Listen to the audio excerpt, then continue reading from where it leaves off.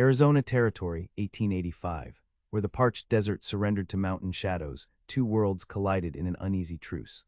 The Apache watched from high places as white settlers carved homesteads from ancient hunting grounds, while cavalry patrols maintained a fragile peace that could shatter with a single gunshot.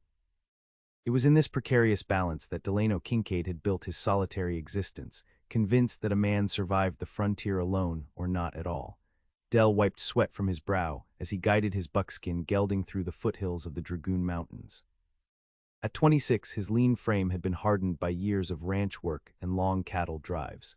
The Arizona sun had bronzed his skin and lightened strands of his dark brown hair. His blue eyes, clear as mountain water, remained watchful, always scanning the horizon for trouble. "Easy, Buck," he murmured to his horse as they navigated the rocky slope. "Nothing out here worth dying for." That was the code Del lived by. For years working as a ranch hand had taught him that attachment was dangerous in a land where death rode the wind. His parents had learned that lesson the hard way. Typhoid fever had taken them both during his 18th year. Their small Kansas farm and everything they'd built together had vanished in a matter of weeks. Del never stayed in one place long enough to put down roots. He drifted from ranch to ranch, taking work where he could find it, saving every dollar towards someday having his own spread. But deep down he harbored doubts whether that day would ever come. The frontier seemed to consume dreams faster than a prairie fire. His current employer, the Cross T Ranch, had him scouting the eastern boundary for stray cattle.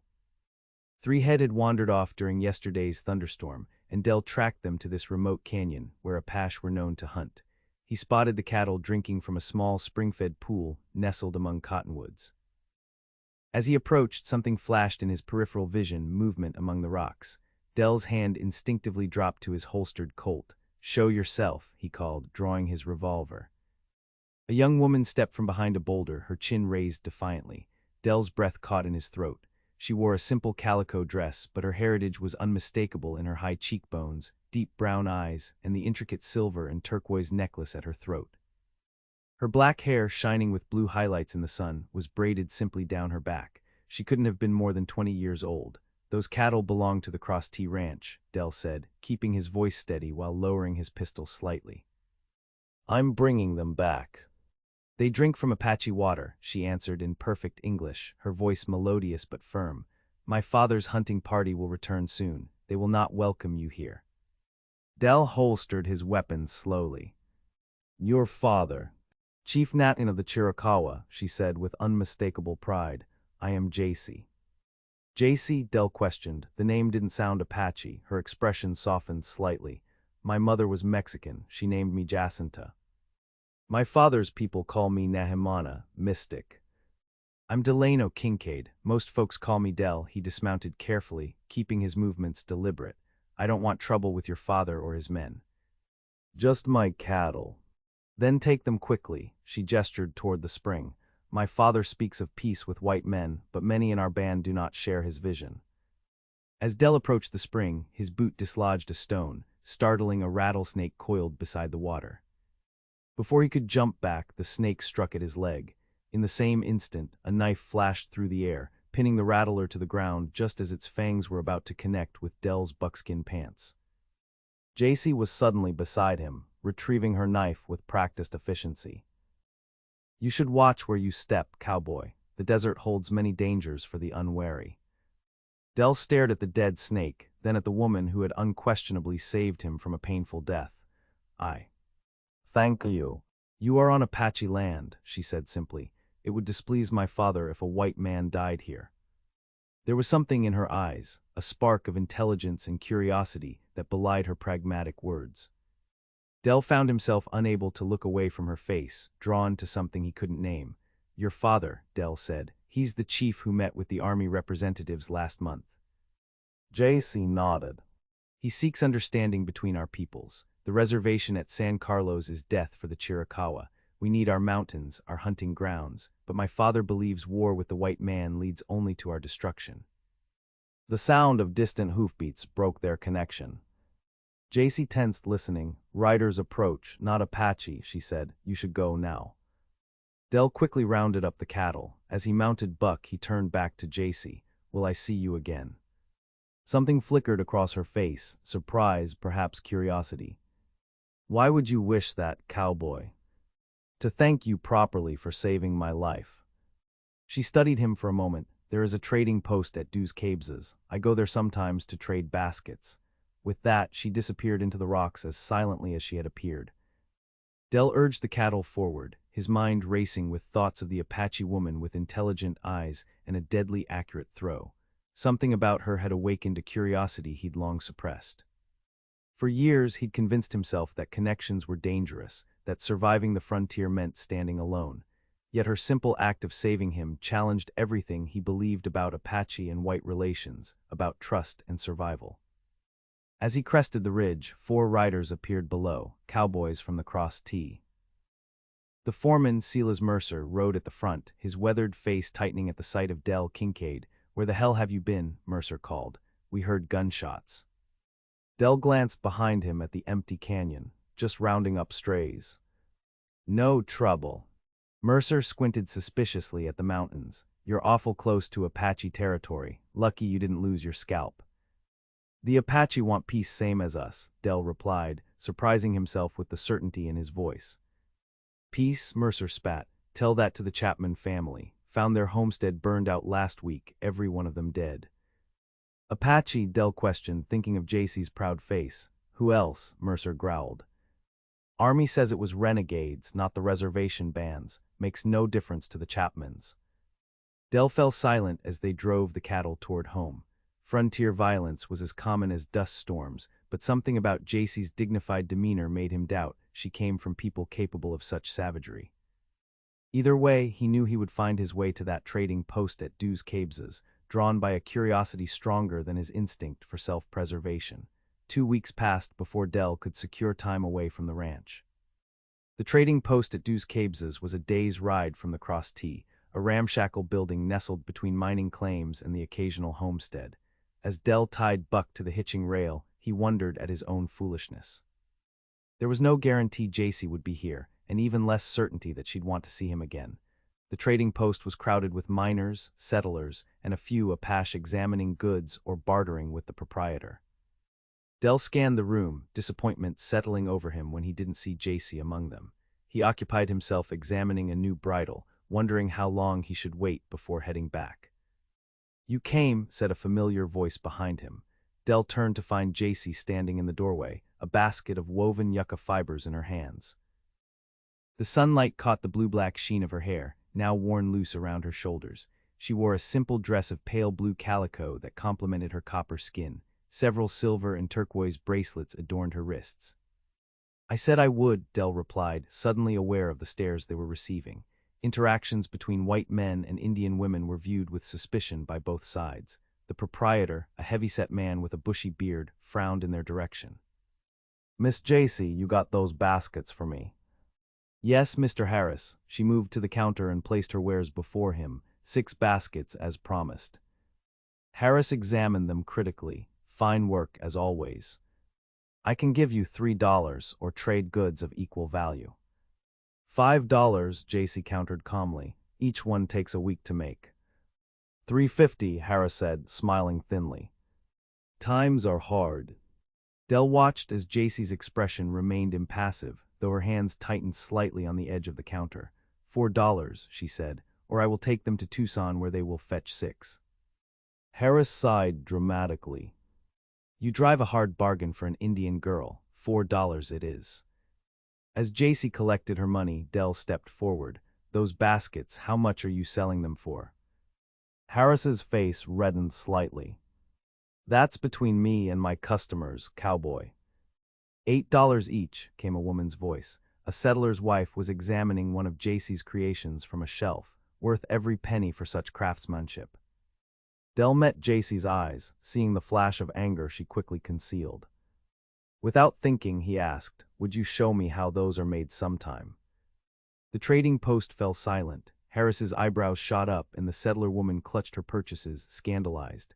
"Now see here, young man," Harris began. "I would be pleased to show you," Jacy interrupted, her voice calm but her eyes challenging as she looked around the room. "My people have many skills worth learning." Del held her gaze, realizing he'd just crossed an invisible line. one of many that separated their worlds, but something in her proud stance made him stand taller. "I'd be honored," he said. They left the trading post together, ignoring the whispers that followed them. Outside, Del cleared his throat nervously. "I apologize if I caused you trouble in there." Jacy's lips curved into a slight smile. "Trouble finds me whether I seek it or not. Being the chief's daughter who speaks English too well, who trades with whites, I am already suspect to many." They walked toward a stand of cottonwood trees that provided shade from the afternoon sun. Del led Buck behind them. "Your father taught you English?" Del asked. "My mother. She was captured as a child and raised among Mexicans before my father took her as his wife. She taught me Spanish and English, saying knowledge of many tongues would serve me well." Sadness flickered across her features. "She died 3 winters ago." "I'm sorry," Del said softly. "I lost both my parents when I was 18. Typhoid." Jacy nodded, recognition of shared loss passing between them. "Why did you really come here today, Delano Kincaid?" The directness of her question caught him off guard. "To thank you properly for saving my life," he said, repeating his words from their first meeting. "And now you have," she replied. "Is that all?" Del hesitated, then decided on honesty. "No, I wanted to see you again. There's something about you that, I can't explain it." Jacy studied him, her dark eyes unreadable. "My father believes our peoples must find a way to live together or both will perish. He sends me to trade, to learn the white man's ways, to help build bridges." She paused. "But most white men see only an Indian woman when they look at me." "That's not what I see," Del said quietly. "What do you see then, cowboy?"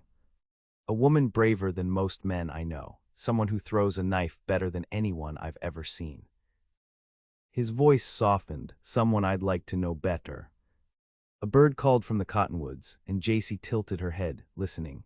After a moment, she reached into her bag and withdrew a small object wrapped in soft leather. "For you," she said, extending it toward him. "A proper thanks for returning the cattle peacefully." Del unwrapped the gift to find a beautifully crafted leather pouch, decorated with intricate beadwork in blue and white patterns. "It's beautiful," he said. "For your ammunition," Jacy explained. "A warrior should protect what gives him power." "I'm no warrior," Del said with a self-deprecating smile. "All men in this land must be warriors sometimes," she replied. "Even those who prefer peace." The sound of approaching horses interrupted them. 4 rough-looking men rode toward the trading post, dust billowing behind them. Del noticed Jacy tense beside him. "What is it?" he asked quietly. "The man with the red beard," she murmured. "Bradford. He leads hunters who kill Apache for bounty, claiming we are hostiles. My father says he has the heart of a rabid coyote." Del observed the men dismounting. Bradford was a barrel-chested man with a flaming red beard and cold eyes. His companions looked equally dangerous, the kind of frontier trash that preyed on the weak and profited from others' misfortune. "We should go," Del said, sensing trouble. Jacy nodded, but it was too late. Bradford had spotted them and was nudging his companions, pointing in their direction with a leer that made Del's hand instinctively hover near his revolver. "Well, look at this, boys," Bradford called as he approached. "Got ourselves an Indian lover cozying up to the chief's daughter." Del stepped slightly in front of Jacy. "We're just talking." "Move along." Bradford laughed, revealing tobacco-stained teeth. "Talking, that what they call it these days." He looked past Del to Jacy. "Your daddy know you're meeting white men out here, princess." "My father knows where I am, Bradford," Jacy replied with quiet dignity, "as does the cavalry commander at Fort Bowie." Bradford's smile faltered slightly at the mention of Fort Bowie, but he recovered quickly. "Ain't that sweet? Got yourself an army protector, too." He turned his attention back to Del. "You cross T-boys getting desperate for female company. Ranch owner know you're sniffing around redskin women." Del's jaw tightened. "I suggest you watch your mouth." "Or what, cowboy?" Bradford stepped closer, his hand resting on his holstered pistol. His 3 companions spread out, creating a half-circle around Del and Jacy. The tension crackled between them like heat lightning. Del knew he was outnumbered, but backing down now would only encourage Bradford's kind of predatory behavior. "Bradford," called a stern voice from the direction of the trading post. A cavalry lieutenant with 4 soldiers approached on horseback. "What's happening here?" Bradford's demeanor changed instantly. Nothing, Lieutenant Wilson, just having a friendly conversation. The lieutenant dismounted, his eyes narrowing as he surveyed the situation. Miss Jacy, he acknowledged with a respectful nod, your father will be pleased to know the cattle he requested will arrive at your camp tomorrow. Thank you, Lieutenant, Jacy replied. Wilson turned to Dell, assessing him with a professional eye. And you are? Delano Kincaid, sir, ranch hand at the cross T. The lieutenant nodded, then fixed Bradford with a cold stare. I suggest you and your men move along. Colonel Davies doesn't look kindly on those who disturb the peace with our Apache allies. Bradford's face darkened, but he gestured to his men to withdraw. We were just leaving. As they mounted up, he shot Dell a look of pure venom. Watch your back, cowboy. After they'd ridden off, Lieutenant Wilson turned to Jacy. Miss Jacy, your father asked me to escort you back to your camp if I encountered you. There have been reports of renegades in the area. Dell saw something like defiance flash in Jacy's eyes before she nodded. Very well, Lieutenant, I will gather my things. As she walked back to collect her trading goods, Wilson addressed Dell in a lowered voice. Word of advice, Kincaid. Chief Natin is a reasonable man and a friend to whites, but he's protective of his daughter, and Bradford's the least of your worries if you're thinking what I think you're thinking. I respect Miss Jacy, sir, Dell replied firmly. I owe her my life. Wilson studied him for a moment. Is that so? Well, still treading dangerous ground. He hesitated, then added, the peace we have is fragile, just remember that. When Jacy returned, she approached Dell while the soldiers prepared their horses. Will you be at the trading post in 2 weeks' time? She asked quietly. Dell nodded, surprised by her question. My father hosts a council that day. Representatives from the army will attend. I will find a reason to visit the trading post afterward. Her eyes met his, filled with a determination that stirred something deep within him. There is more I would speak of with you, Delano Kincaid. I'll be here, he promised. As he watched her ride away with the cavalry escort, Dell realized that for the first time since his parents died, he felt a connection to something beyond his own survival. The sensation was as terrifying as it was exhilarating. He had built walls around himself, convinced that attachment only led to pain in this harsh land. Yet Jacy had slipped past those defenses with nothing more than steady eyes and quiet dignity. The next 2 weeks crawled by for Dell. He threw himself into ranch work, taking the most demanding tasks to exhaust his body and quiet his mind. But thoughts of Jacy persistently returned, her voice, her courage, the grace with which she moved through a world that regarded her with suspicion from all sides. On the night before he was to meet her again, Dell found himself standing night watch over the Cross T's herd. The foreman, Mercer, joined him by the fire. You've been mighty distracted lately, Kincaid, Mercer observed, pouring himself coffee from the pot nestled in the coals. Dell shrugged, just thinking about saving up for my own spread someday. That's so, Mercer studied him over the rim of his cup. Heard different, heard you've been spending time with Chief Natin's daughter. Dell's head snapped up. Who told you that? News travels fast in these parts, Mercer replied, especially news about a cowboy making eyes at an Apache princess. It's not like that, Dell said, though he wasn't entirely sure what it was. Don't much care what it's like, Mercer said flatly, but Mr. Cross will care if one of his hands starts causing trouble with the local Indians. We got grazing agreements with Natin's band. Delicate situation. I'm not causing trouble. Mercer tossed the dregs of his coffee into the fire, where it hissed among the embers. See that you don't. Good hands are hard to find, but not irreplaceable. He turned to go, then paused. One more thing, Bradford and his boys were asking about you in town yesterday. Watch yourself. Sleep eluded Dell that night. He stared up at the vast canopy of stars, wondering what he was doing. Was he risking his job, possibly his life, for a woman he barely knew? Yet something about Jacy called to him, her quiet strength, her existence between two worlds, the loneliness he recognized behind her proud eyes.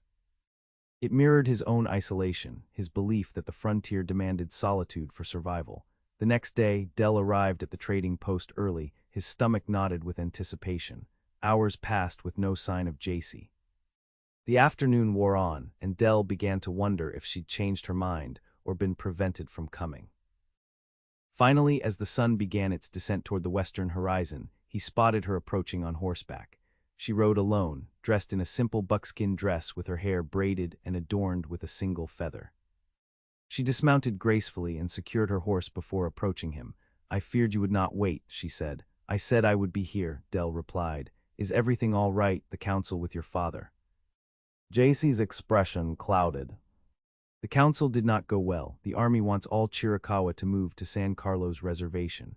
My father resists, saying our band has kept peace, has helped track renegades. She sighed. The soldiers grow impatient. Del nodded, understanding the precarious position of peaceful Apache bands caught between hostile settlers and government demands. "I'm sorry." "Walk with me," Jacy said suddenly. "I would show you something." She led him away from the trading post toward a small creek that meandered through a stand of cottonwoods. The setting sun cast long shadows across the ground as they walked in companionable silence.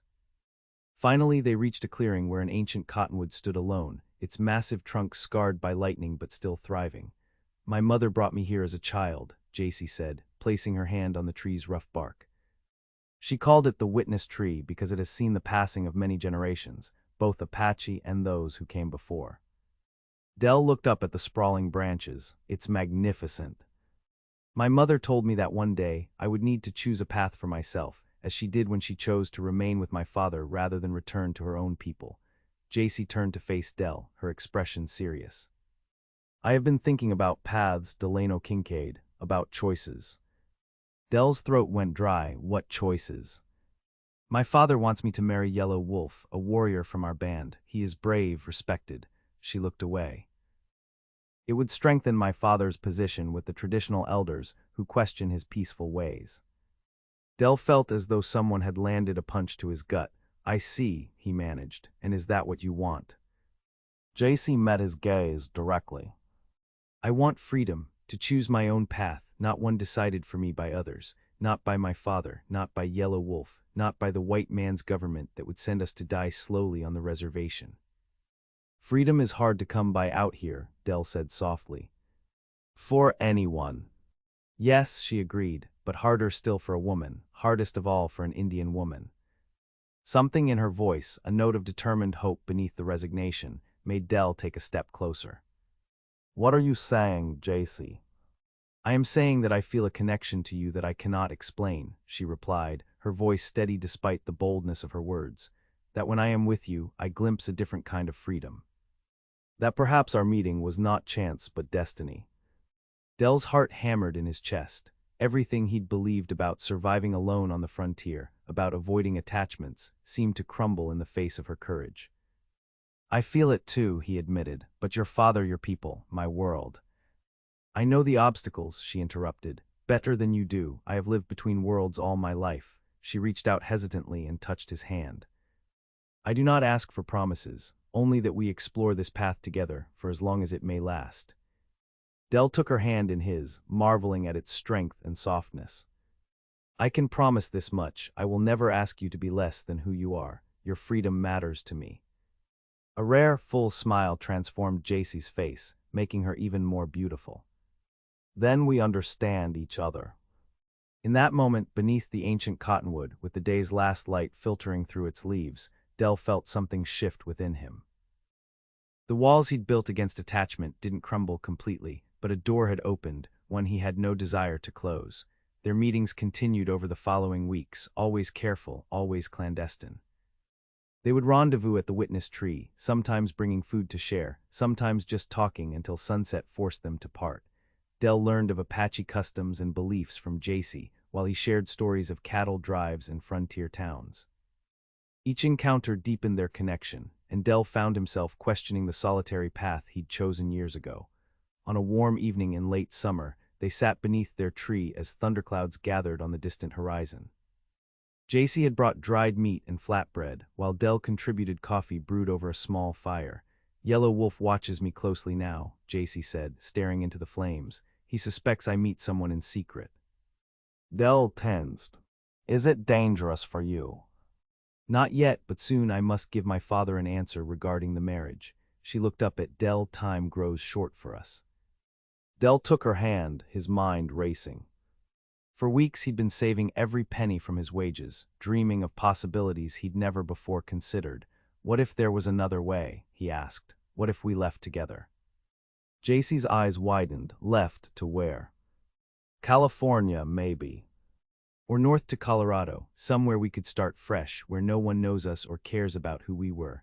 The words tumbled out faster than he could consider them. I have some money saved. Enough to get us started. You would leave everything behind for me.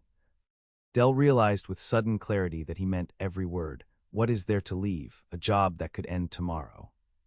A life of drifting from ranch to ranch, he squeezed her hand. You've shown me there can be more than just surviving alone. Hope and doubt warred in Jacy's expression. My father would search for me. Perhaps the army, too. We'd be careful, take new names if knighted. And live as what, husband and wife? The directness of her question made him flush. If you wanted that, he stammered. Jacy rose and walked a few paces away, her back to him. When she turned, her face was resolved. I need time to think, Delano. This is no small decision, to leave my people forever. Of course, Del said quickly. I shouldn't have spoken so hastily. She returned to his side, touching his cheek gently. Your words do not displease me, but such a choice requires certainty. Her eyes searched his. Are you certain, Cowboy, that I am worth such risk? Del covered her hand with his own. I've never been more certain of anything. Their parting that night was different, charged with possibility and fear in equal measure. They agreed to meet again in 1 week, when Jacy would give her answer. As Del rode back to the Cross T Ranch, his mind buzzed with plans and doubts.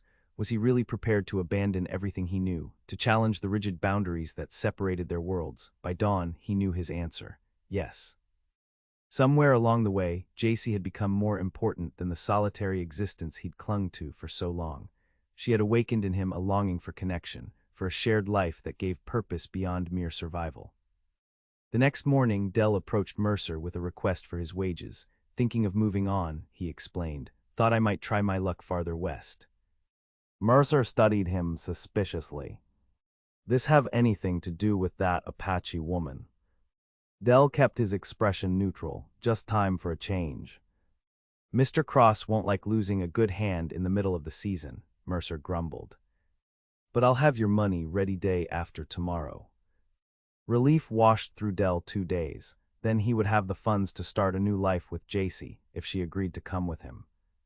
That afternoon, Del was repairing fence line when 4 riders approached. His blood ran cold as he recognized Bradford and his men. Well, if it ain't the Indian lover, Bradford called, dismounting heavily. His companions spread out, hands hovering near their weapons.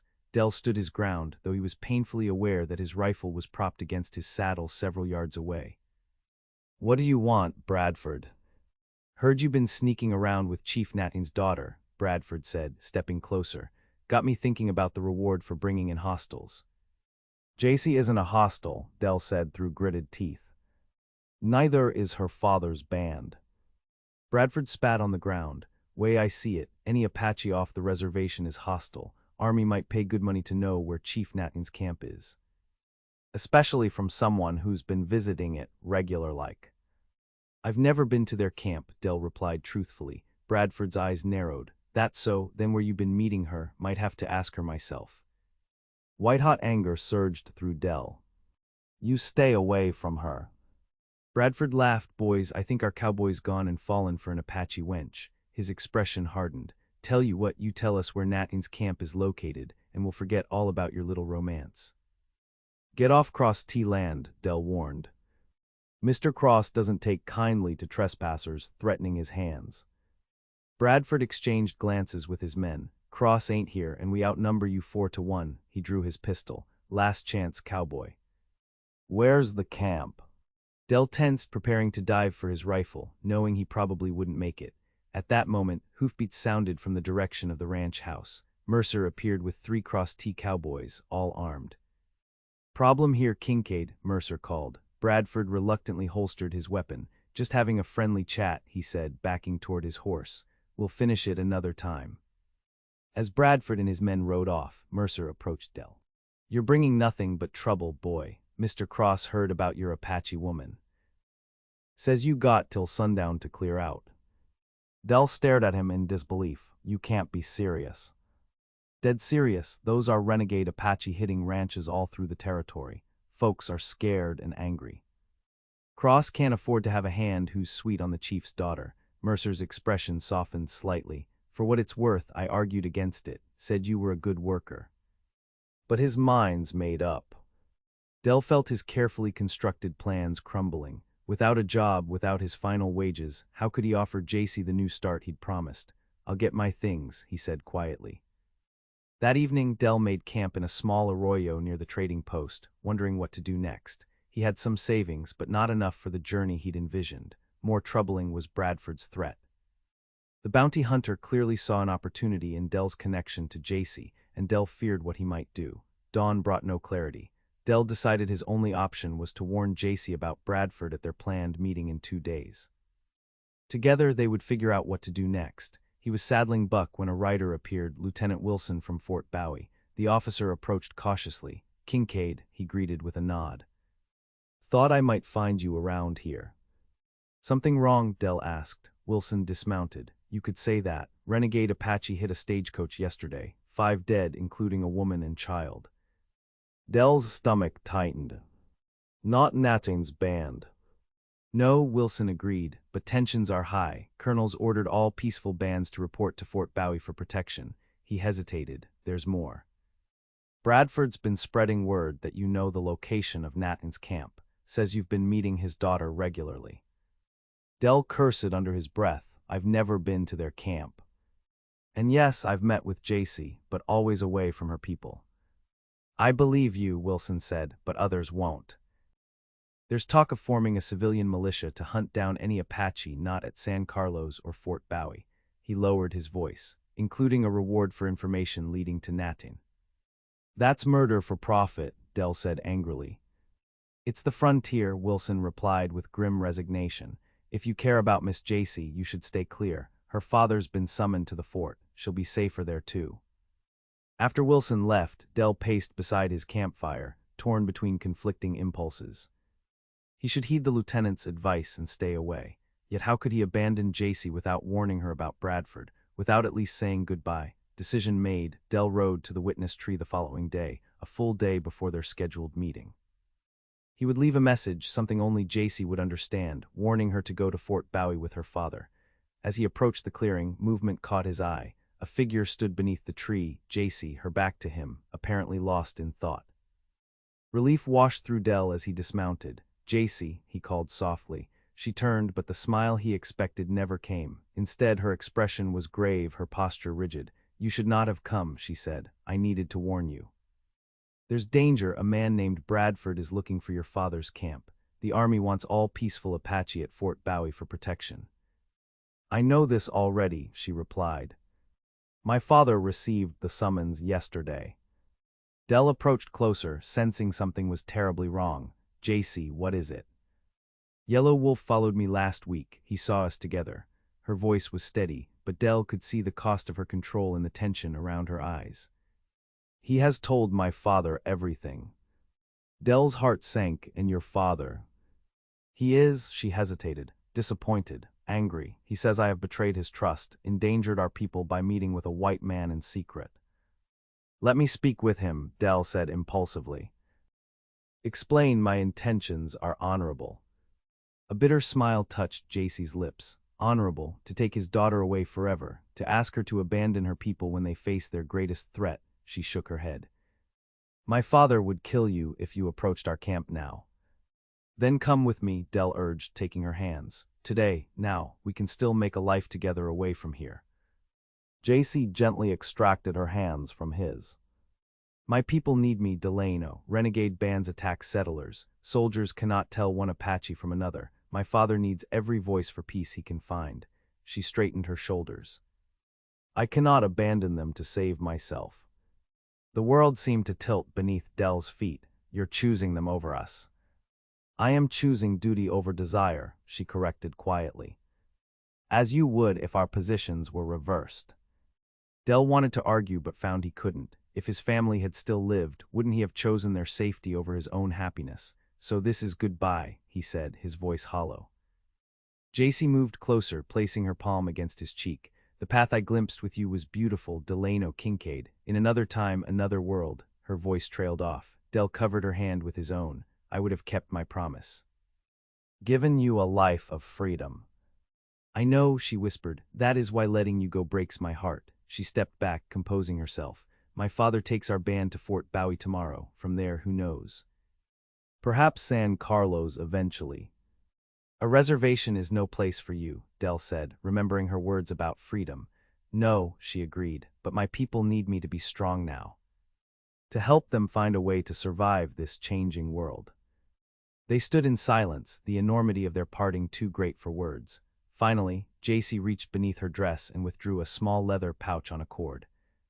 Take this, she said, placing it around his neck. It contains sacred herbs and a prayer feather for protection. Del touched the pouch. I have nothing to give you in return. You gave me a glimpse of another life, she said. That is gift enough. The sound of hoofbeats in the distance startled them both. Jacy tensed, listening. Riders, many of them. Coming fast. Del led her to Buck. You should go, now. And you.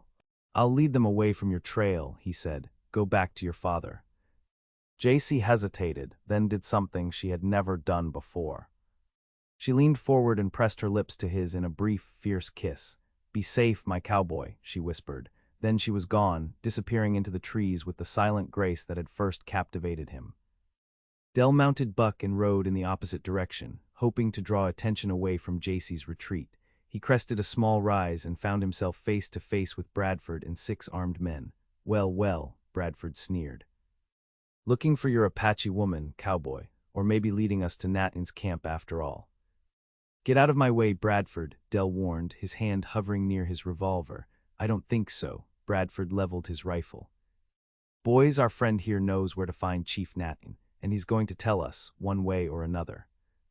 Del calculated his odds, 7 against 1, with more riders approaching from the trading post direction. Not good. Natin's been summoned to Fort Bowie, Del said. You're too late. Bradford's eyes narrowed. Then you won't mind if we check that clearing you just left, saw someone with you. Bet it was the chief's daughter. Del drew his revolver in one fluid motion. You stay away from her. Before he could fire, pain exploded in his shoulder. One of Bradford's men had circled behind him. Del's gun fell from his suddenly nerveless fingers as he slumped forward in the saddle. Tie him up, Bradford ordered. He's our ticket to finding Natin's camp before they reach the fort. That reward is mine. Consciousness came and went as Del was bound and thrown across his saddle. He fought against the encroaching darkness, desperate to warn Jacy, to protect her somehow, but the blood loss and pain dragged him under. He awoke to find himself propped against a tree, his hands tied behind him. Night had fallen, and Bradford's men had made camp in a small canyon. His shoulder throbbed mercilessly, but the bleeding seemed to have stopped. He's awake, someone called. Bradford loomed over him. Ready to talk, cowboy. Where's Natin's camp? Go to hell, Del managed through cracked lips. Bradford kicked him hard in the ribs. Wrong answer. We tracked the girl for a while before losing her trail, but she was headed east. Narrows it down some. Fear for Jacy gave Del strength. The army knows what you're doing. Lieutenant Wilson from Fort Bowie warned me about you. Army pays lip service to peace while paying bounties for hostiles, Bradford replied. They'll thank me when I bring in Natin. He leaned closer. One last chance. Tell me where they're camped, and maybe I let you live. Del remained silent, earning another brutal kick. Fine, Bradford spat. Come morning we'll persuade you proper. For now, boys, let's get some sleep. 2 of you take first watch. As the camp settled into uneasy quiet, Del tested his bonds. Whoever had tied him knew their business. The ropes were painfully tight. His thoughts turned to Jacy. Had she made it back to her people? Were they already on their way to Fort Bowie? A soft sound to his right made Del freeze. A shadow detached itself from the darkness, a human figure moving with preternatural silence. For one wild moment he thought Jacy had come for him. Then he recognized Yellow Wolf, the warrior Jacy was meant to marry. Yellow Wolf crouched beside him, knife in hand. Del tensed, expecting to feel the blade at his throat. Instead, the Apache began cutting his bonds. Why? Del whispered. Yellow Wolf's response was barely audible. She loves you. I love her enough to want her happiness. As the ropes fell away, Yellow Wolf pressed something into Del's hand, his revolver. 2 guards, the warrior breathed.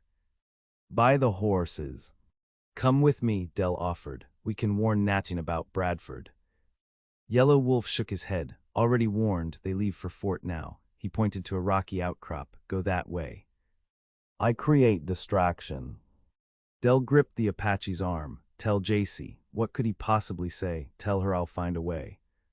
Yellow Wolf studied him for a moment, then nodded once before melting back into the shadows. Moments later, a series of war cries erupted from the opposite side of the camp. Bradford's men scrambled for their weapons as Yellow Wolf led them on a chase away from where Del was hidden.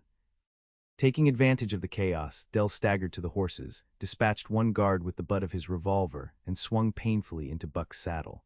By the time Bradford realized his prisoner was escaping, Del was already pounding away into the night. He rode hard until dawn, putting as much distance as possible between himself and Bradford's men. His wounded shoulder screamed in protest, but Del pushed on. Guided by an instinct stronger than pain, he needed to reach Fort Bowie before Natin's band arrived. He needed to see Jacy one last time. By mid-morning, Del spotted the adobe walls of the fort in the distance. As he approached, he saw a column of Apache, men, women, and children, being escorted by cavalry toward the fort gates. Natin's band arriving as ordered, Del urged Buck forward, scanning the procession desperately for Jacy. He spotted her near the front, riding beside an older man wearing a chief's eagle feather bonnet, Natin himself.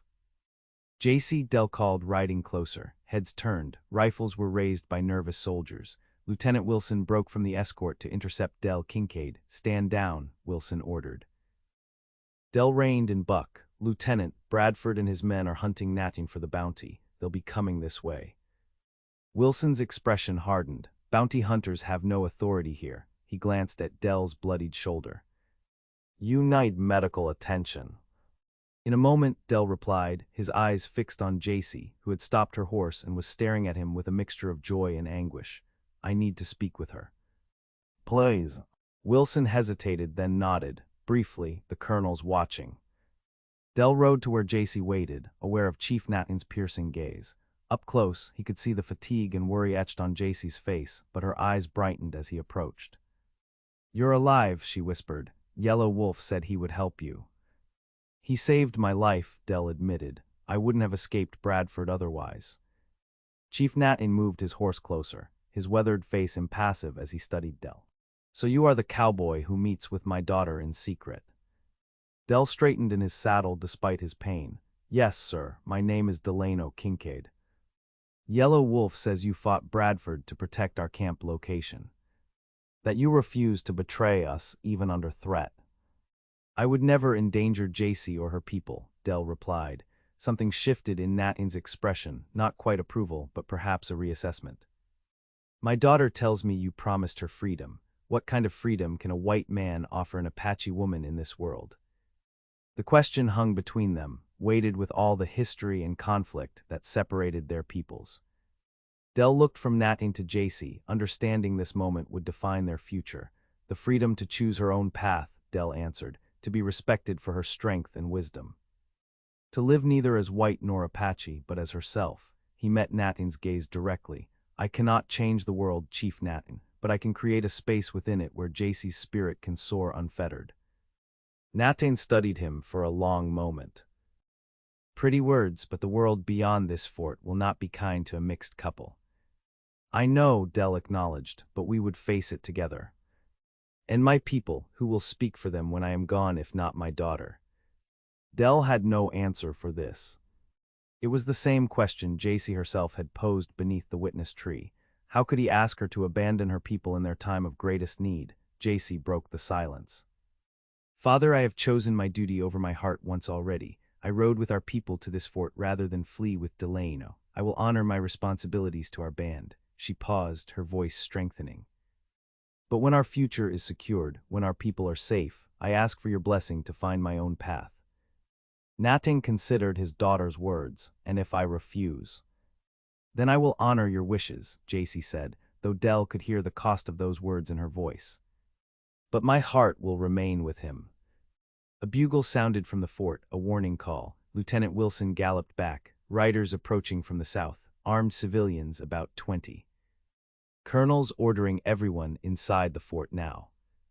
Bradford, Del said grimly. Inside, all of you, Wilson commanded. Chief Natin, get your people through those gates. As the Apache band hurried toward the fort, Jacy lingered. Delano. Go, he urged, be safe. She reached across the space between their horses and touched his face once more. This is not our ending, I believe this. Then she was gone, following her father through the fort gates as Del rode with Wilson to meet the approaching threat. The confrontation at the fort gates was tense but brief. Colonel Davies, commanding officer of Fort Bowie, made it abundantly clear to Bradford and his vigilantes that any attempt to enter the fort or harass the Apache under his protection would be met with military force. Outnumbered and outgunned, Bradford retreated, though his parting glare at Del promised future reckoning. In the days that followed, Del's wounded shoulder was treated by the fort surgeon. He took odd jobs around the fort, determined to remain close to Jacy, though their contact was limited to brief conversations under watchful eyes. Chief Natin engaged in lengthy negotiations with the army regarding his band's future, steadfastly refusing relocation to San Carlos. 2 weeks after their arrival at the fort, Colonel Davies reached a decision. Natin's band had proven their loyalty by helping track renegades. They would be granted permission to establish a small reservation in their traditional territory, with the stipulation that they continue to assist the army against hostile bands. On the day before Natin's people were to leave the fort, Del received a summons to the colonel's office. He found Chief Natin and Jacy already there, along with Lieutenant Wilson. Kincaid, Colonel Davies greeted him. Chief Natin has made an unusual request concerning you. Del glanced at Jacy, whose expression revealed nothing. Sir. He has asked that you be appointed as a civilian liaison between his new reservation and Fort Bowie. The colonel studied Del thoughtfully. Given your connection to his daughter and the respect you've apparently earned, he believes you could help prevent misunderstandings between his people and settlers. Del struggled to keep his expression neutral. I would be honored, sir. But I'm just a ranch hand. You're a man who's shown integrity, Lieutenant Wilson interjected, who risked his life to warn both the Apache and the army about Bradford's intentions. That counts for something. Chief Natin spoke for the first time. My daughter believes in you, Delano Kincaid. She says you understand what freedom truly means. The chief's stern expression softened slightly. I wish to see if she is right. Del looked from Natin to Jacy, comprehension dawning. This was not just a job offer, it was a test, a chance to prove himself worthy of Jacy in her father's eyes.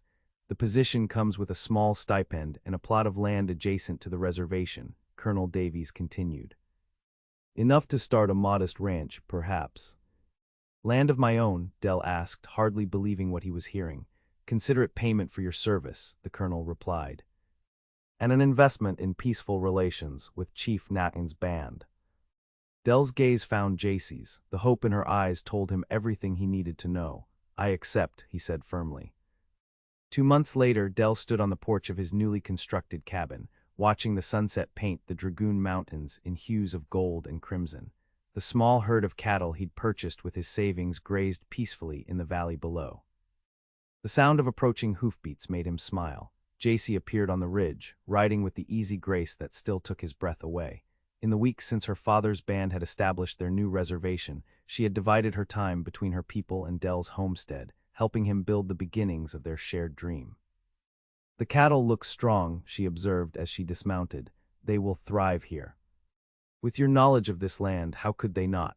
Del replied, taking her hand and leading her to the porch. They sat together on the bench he'd crafted, watching the day's light fade. Jacy's head rested comfortably against his shoulder. My father asks when we will formalize our union, she said after a comfortable silence.